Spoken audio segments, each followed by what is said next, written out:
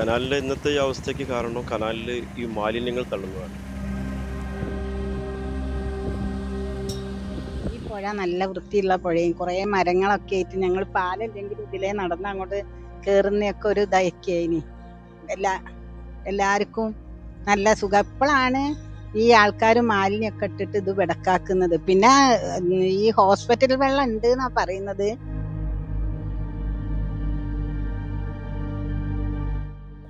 കുളിക്കുന്ന സ്ഥലേന് നമ്മളിത് ഇറങ്ങി പണിയെടുത്ത സ്ഥലേന് ഇറങ്ങി പണിയെടുത്ത സ്ഥലേന് ഇതൊക്കെ.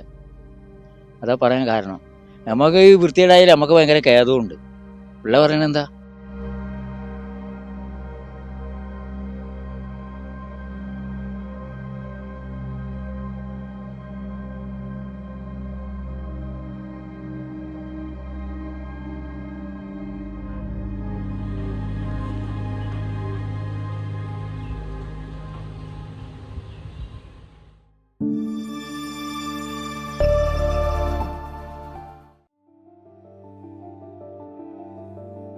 ഇതൊരു 10-20 വർഷം മുൻപ് നല്ല ശുദ്ധമായ വെള്ളം ഒഴുകിയെന്നാണ്. കടലത്തെ മീനുകളടക്കം ഇതിലുണ്ടായിരുന്നു.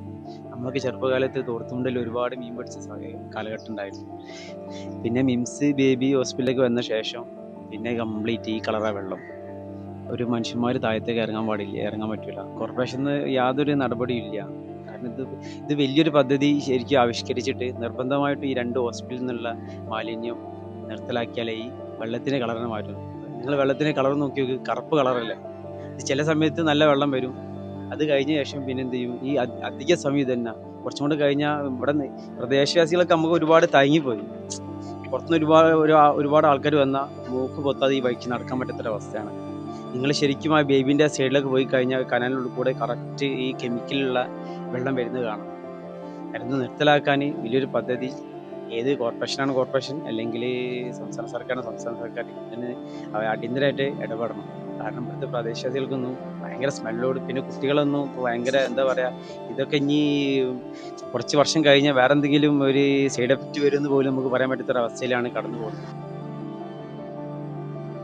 ഞങ്ങൾക്ക് ഇടയ്ക്ക് ഭയങ്കര സ്മെല്ലൊക്കെ ഇവിടെ അടുത്ത് തന്നെ വീടുകളായത് കാരണം ഈ പുഴയിലിടുന്ന ഈ മാലിന്യങ്ങൾ കാരണം കുറേ അടിഞ്ഞു കൂടിയിട്ടും അത് കാരണമൊക്കെ കുറേ ഇങ്ങനെ സ്മെല്ലും പിന്നെ കൊതുകിൻ്റെ ശല്യം, അങ്ങനെ കുറേ കാര്യങ്ങൾ, കുറേ ബുദ്ധിമുട്ടുകളുണ്ട്. അപ്പോൾ നാട്ടുകാർ അതിനെ എന്തെങ്കിലും ഒരു സഹകരിച്ചാൽ മാത്രമേ ഇതിനുള്ള ഒരു സൊല്യൂഷൻ കിട്ടുള്ളൂ എന്നാണ്. നല്ലൊരു പുഴ നശിപ്പിക്കുകയാണോ എന്നുള്ള ഒരു ഇതാണ്.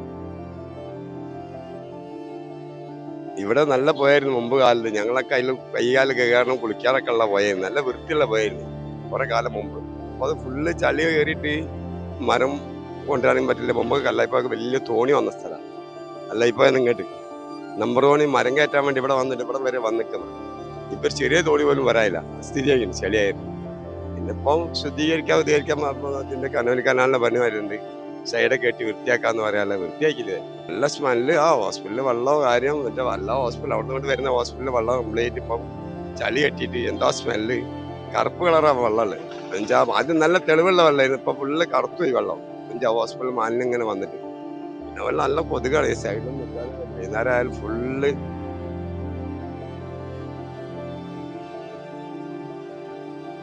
ഇതിന്റെ സ്മെല്ലൊക്കെ ഉണ്ടായിരുന്നു. ഞാൻ വന്ന് 2 വർഷം ആവണേ ഉള്ളൂ. അപ്പോൾ കുറച്ച് സ്മെല്ലൊക്കെ ഇങ്ങനെ കേട്ടുകൊണ്ടിരുന്നു. അപ്പോൾ പിന്നെ കുറച്ച് കഴിഞ്ഞപ്പോൾ എനിക്കത് ശീലമായി.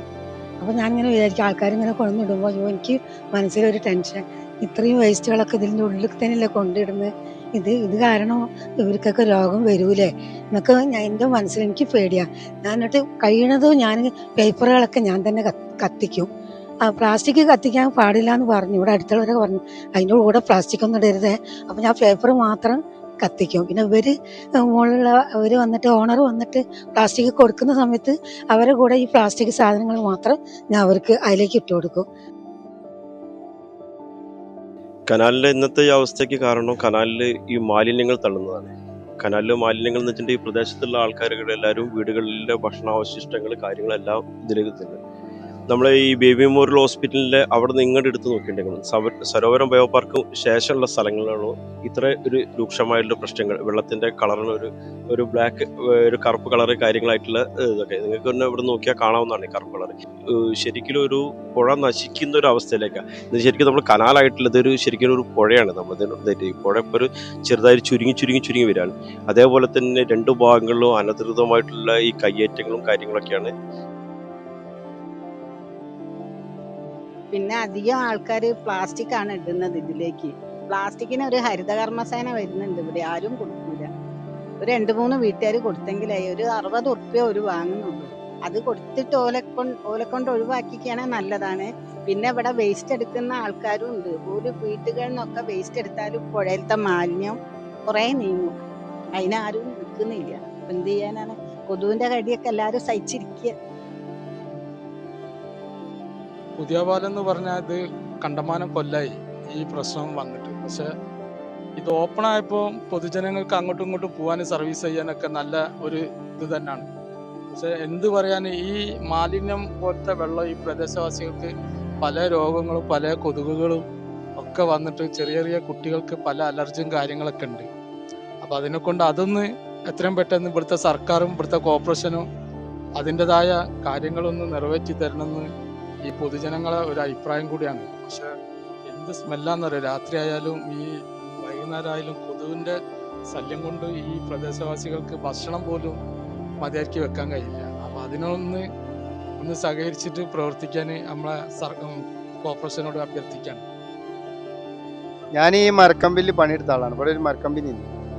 ഇതൊരു മരക്കമ്പനിയാണ്. അപ്പോൾ ആ മരക്കമ്പിൽ പണിയെടുത്ത ആളാണ്.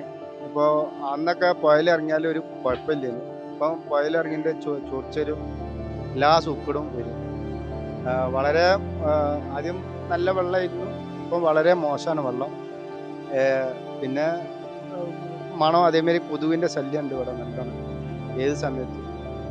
അങ്ങനെയൊക്കെയുള്ള സ്ഥിതിയാണ്. ഇപ്പം പുഴയിലൊന്നും ഇറങ്ങാൻ പേടിയാണ്. ഇവിടുത്തെ മാലിന്യ പ്രശ്നം നമ്മൾ ഏതോ കാലം പരിഹരിക്കേണ്ട ഒരു ഇഷ്യൂ ആയിരുന്നു. മീൻസ് ഓൾമോസ്റ്റ് ഇപ്പം ഈ ഒരു 10-30 വർഷമായിട്ടുള്ളൊരു ഇഷ്യൂ ആണ്. അപ്പോൾ മീൻസ് അതിൻ്റെ അകത്ത് ഇപ്പോൾ നമ്മുടെ കാലിക്കറ്റ് കോർപ്പറേഷൻ എടുക്കേണ്ട ഏറ്റവും ഫസ്റ്റ് ഒരു ഇനീഷ്യേറ്റീവ് ആയിരുന്നത്. പക്ഷെ എന്താണെന്ന് അറിയില്ല, ഇവിടുത്തെ ഒരു മാലിന്യ പ്രശ്നം വലിയ രൂപത്തിലേക്കുള്ളൊരു ആരോഗ്യ പ്രശ്നങ്ങൾക്കുള്ള ഒരു സമയമാണ്. തന്നെ ഒരു കൃത്യമായിട്ടുള്ളൊരു പരിഹാരം ഉണ്ടാവുമെന്നാണ് ഞങ്ങൾക്ക് മനസ്സിലാക്കുന്നത്. സർക്കാർ മാറിയിട്ടുണ്ട്. അതിനൊക്കെ ആയിട്ടുള്ള ഒരു കൃത്യമായിട്ടുള്ള എല്ലാ പദ്ധതികളും കാര്യങ്ങളൊക്കെ ഉണ്ടാവും എന്നുള്ളതാണ് ഞങ്ങളൊക്കെ തന്നെ പ്രതീക്ഷിക്കുന്നത്. ഈ ഒരു പ്രദേശവാസി എന്നുള്ള നിലയ്ക്ക് ഇത് വലിയ ഗൗരവമുള്ള വിഷയമാണ്. മാലിന്യ പ്രശ്നം എന്ന് പറയുന്നത് ജനങ്ങളെ അത്രയധികം വലിയ രൂപത്തിലേക്കുള്ള മീൻസ് സ്മെല്ല് കാര്യങ്ങൾ പോലെയുള്ള കാര്യങ്ങളൊക്കെ ഉണ്ട്. അപ്പോൾ അതുകൊണ്ട് തന്നെ ഉടനെ ഇതിനുള്ള ഒരു പരിഹാരം ഉണ്ടാകുന്നതാണ് ഞങ്ങൾ മനസ്സിലാക്കുന്നത്.